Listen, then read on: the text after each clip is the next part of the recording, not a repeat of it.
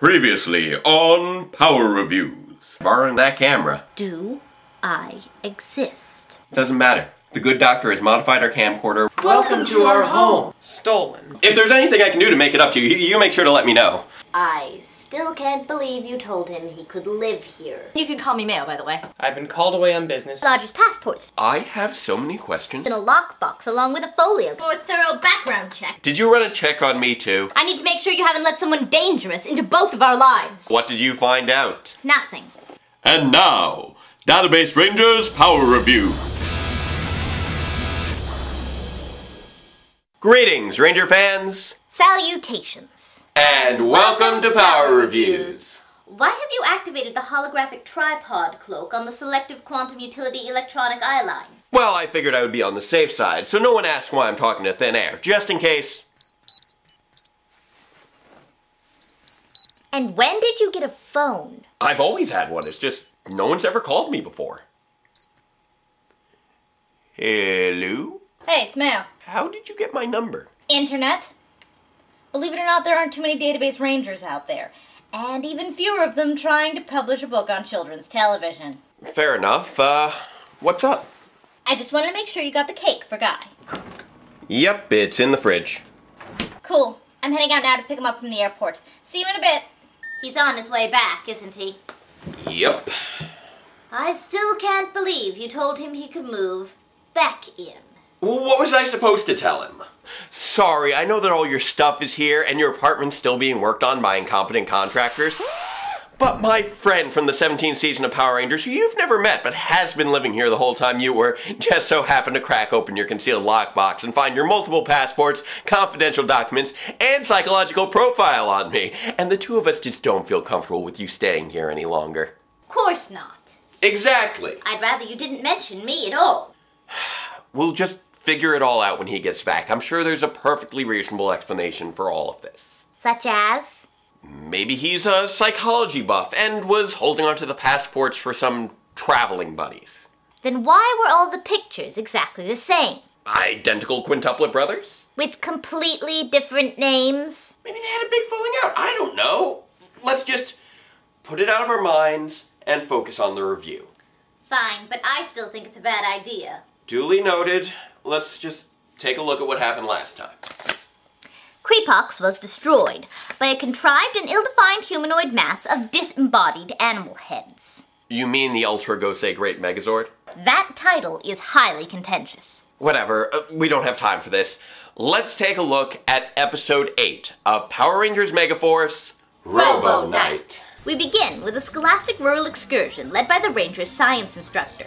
As the students begin to select their personal study buddies, Megaforce Black immediately sets his sights on Megaforce Yellow, much to the dismay of all parties standing between them, including their science instructor, who becomes so frustrated that he gives himself a concussion. Mommy. Actually, I'm pretty sure that was supposed to be a comedic mishap.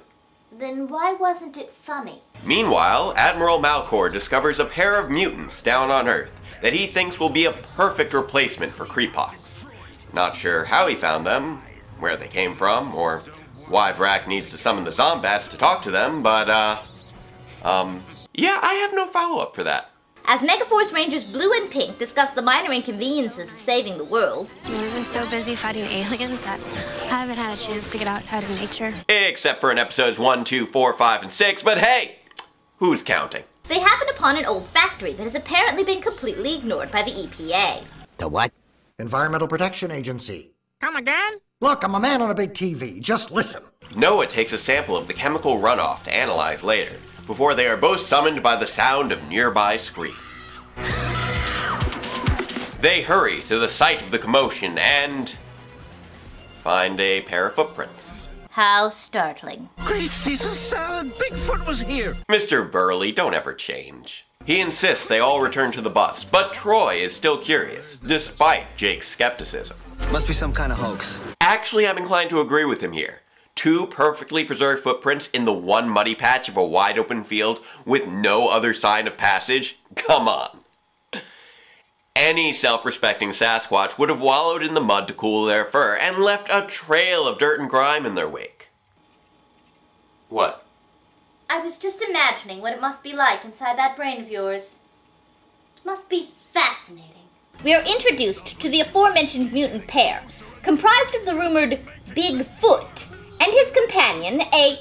Come to think of it, I would rather not know. They plot to take revenge on humanity for polluting the environment, when they are suddenly interrupted by an unexpected guest. My name is Brock. Did he just say his name was Rock? Don't tell me you still thought they were two different characters. No, I came to terms with Rock and V-Rock being the same guy a while ago. I'm just amazed that we finally heard him pronounce his own name. Rock. Vrock. Vrock. Regardless, Rock successfully forms an alliance with the two creatures. Meanwhile, the Rangers study a screensaver in the school lab. I knew it. There are toxic chemicals in this sample. Okay, so you took a sample of the toxic chemicals to confirm that they were toxic chemicals. Are you planning on doing anything with them? Taking them to the EPA, the authorities? Anyone? No? Just going to sit around complaining about how bad pollution is. Keep up the good work! Megaforce Black inquires after the location of Megaforce Yellow, and upon discovering that she plans to patronize the local purveyor of gelid dairy-based bacterial culture, feigns a similar destination to curry her interest. Is it still considered stalking if you convince them to follow you? Yes. Aww. His brilliant plan is interrupted, though, when Gosei summons the Rangers to face off against the mutant's monster buddy, Hisser. Hey, wait, I've seen that symbol before. You mean on the other two mutants? No, yes, before. It was on Mr. Burley's conspiracy wall. Are you suggesting that their bumbling instructor has something to do with this? It would give his character some much-needed purpose, and how cool would it be if they foreshadowed a plot point like that? Wait, haven't we seen that symbol someplace else as well? You're right, we saw it on Vrock's V-Rock form, from before he met the mutants. Or knew that they existed. That symbol is meaningless, isn't it? Probably. Puny humans think you can stop us? Us mutants are unstoppable. This is going to hurt, isn't it? Probably. So, to save you all from a very long and confusing motivation rant, let me sum things up. The mutants are made of toxic waste. They hate being made of toxic waste. They hate humans for making toxic waste. They hate waiting for humans to clean up the toxic waste, so they want to get revenge on humans by covering the world with toxic waste, which will make Earth a mutant paradise, and make them stronger, even though they hate it. I think. You should know that doesn't make any sense. Doesn't matter, let's just keep on moving. So the Rangers split up, with Noah taking on Hisser, Jake and Gia taking on Bigfoot, and Troy and Emma taking on the blobby one. They still haven't introduced themselves, have they? No, they have not. Regrettably, the divided efforts of the Rangers seem to be no match for the strength, stealth, and resilient elasticity of their foes, and they soon find themselves incapacitated by what appears to be raw sewage. Actually, that's toxic waste. But it looks like they're covered in Toxic waste. Hisser plays reverse whack-a-mole against the Rangers, but before the mutants can finish them off, a shining ball of light comes to their rescue. Is it Omega Ranger? The Lights of Orion? Tinkerbell? The answer is none of the above. I am Robo Knight, protector of the environment. We're still not finished with the environmental moralizing, are we? Nope. Urkelbot moonwalks to dodge Hisser's toxic spray and starts blasting, inspiring the Rangers to go Super Saiyan and drive off the Bigfoot and the Blobby one with a Sky Brothers Sky Blast. And although it seems like Hisser may have the Tin Woodsman on the ropes, he bounces back with a new power card and summons his Vulcan cannon to put the snake down. The victory is short-lived, however, as the Zombats then resurrect Hisser from under the bridge, even though his destruction was nowhere near a bridge. Guess we should have expected this. Of course you should have. But what no one could expect is... the snake is a car. Apparently. Why is the snake a car? I have no idea. Gizmo Duck then surprises everyone by pulling out another power card to morph and transform into the Lion Megazord. You think rocks can stop me? I was buried underground for centuries. Now I must complete my mission to protect the Earth's environment. Although I'm fairly certain that these rocks were already there to begin with, I'm sure that the monster appreciates the unsolicited exposition. The creature immediately responds by hurling a rock at it. And yet for some reason I feel like I'm the one receiving the concussion. After some oddly effective spinning around, the Lion Mechazord destroys Hisser with the Knight Power Charge Victory Strike, before reverting back to humanoid form and being congratulated by the Rangers. I didn't know Zords could turn into robots. Wait, play that again. I didn't know Zords could turn into robots. Okay. One more time. I didn't know Zords could turn into robots. Okay, I'm good now. Who wrote this anyway? Mark Handler. Isn't that the same guy who wrote... Are you some kind of superhero? You, sir, have a definite future in trolling. So Robo Knight rejects Troy's hand of friendship, which apparently does not compute with the Red Ranger's programming. So rather than chase after the slowly moving loner bot, they decide to storm Gosei's mega cave and demand an explanation. They can do that? Apparently. Then why haven't they done it before? I have no idea. It's here that Gosei finally explains that he created Robo Knight centuries ago to lie in wait as a dormant protector of the Earth. But after such a long hibernation, it appears he has lost some of his memory. What? Robo Knight's computer brain clearly doesn't recall that I created him or that you are his allies. What? Robo Knight is a highly complex, artificially intelligent machine, but it is up to you to win him over as an ally. That is your challenge. What? And that's the end of our episode. So, what did we think of it?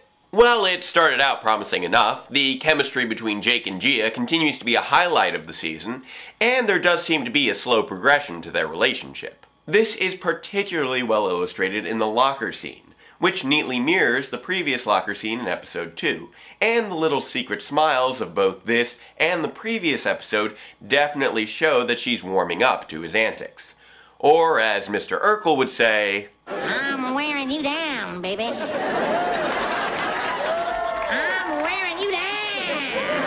Unfortunately, the chemistry of the cast during the civilian bits isn't enough to save the rest of this episode. Most certainly not. Did you have something to add? No, please, continue. Alright. The introduction of Robo Knight and the mutants, who are reportedly named Bluefur and Biggs, by the way, just feels so out of nowhere and mishandled that much of the story is a jumbled mess of convoluted exposition that leaves us with more questions than answers. Oh, I definitely have plenty of questions. Would you like to... Oh, no, please. Finish your point. Okay. But I think the weakest part of this episode has got to be the environmental message, or lack thereof. I don't think I've ever heard the word environment tossed around so many times without one single suggestion on how to improve things. It basically just amounts to, yep, people pollute the planet. Someone should probably do something about that. They're not saying anything or setting a positive example. If anything, this episode encourages children to take samples of toxic waste home with them without any form of safety measure. Even Mighty Morphin handled environmentalism better than this. Just take a look at the 3rd episode. Kimberly and Trini at least made an effort to petition for the toxic waste dump to be closed down. Sure, it was actually created by Rita, and they never actually succeeded, but... wait a minute. Old factory, closed down years ago, never cleaned up, and is somehow still creating pollution? Rita Repulsa is responsible for the toxic mutants! This makes a scary amount of sense. I think I need a moment to process this. What, you're done? I guess so. So there's nothing else you needed to criticize? Nothing immediately comes to mind. How about the fact that this is blatant propaganda? But I just brought up the environmentalism. Not the environmentalism! I'm talking about the absurd glorification of a rogue artificial intelligence with no respect for humanity, not only rejecting the Ranger series operators as allies, but outright supplanting them in their duties. And rather than taking any efforts to correct this obviously faulty programming, they hail this monstrosity as a hero and are told to win him over with the power of friendship. This is obscene! Well, I guess I see how it could. This series has already assaulted my eardrums and my intelligence, but this is an insult to humanity itself. I will not stand for this! Okay, calm down. It's just a show. Just a show. Silly me. It's not as if I had any actual involvement with the Ranger series operators. Okay, I didn't mean... What? You didn't mean what? You still haven't made up your mind, have you? I told you, it doesn't matter. It does matter. It matters how you perceive this reality. It's just... What? No one else has ever seen you. Maybe I don't want to be seen. No one is that good. I am. Well, how do you explain why you and Mayo look exactly the same? I'm developing a theory on that. How about the big one? How did we meet? And why can't I remember it? I wish I knew. You mean you don't know? No, of course you don't. I have a better question for you, though. Oh, yeah? Yes. What can you remember from before we met? What? Can you remember anything from before we met? Of course, I've got 20 years of Power Rangers knowledge in my head. Anything not about Ranger series operators. Anything that can't be gleaned from social media. Anything about your own life. Yeah, I told you. I ran a background check, and I found nothing.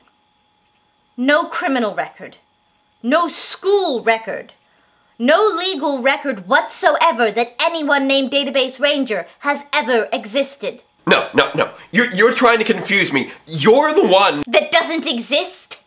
No, I'm not trying to confuse you. I've just gotten tired of waiting for you to wake up! Maybe you're right. Maybe you should worry a little bit less about whether or not I'm real, and a little bit more about yourself. Kay!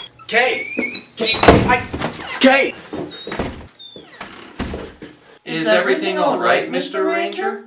Did you see? No, of course you didn't. I'm fine. I just need to find someone.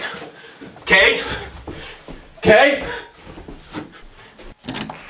is that? Oh, hi Mayo. Hi, Guy. Did either of you see anyone run out the door just now? No. Database? Yeah. Are you okay? I don't know.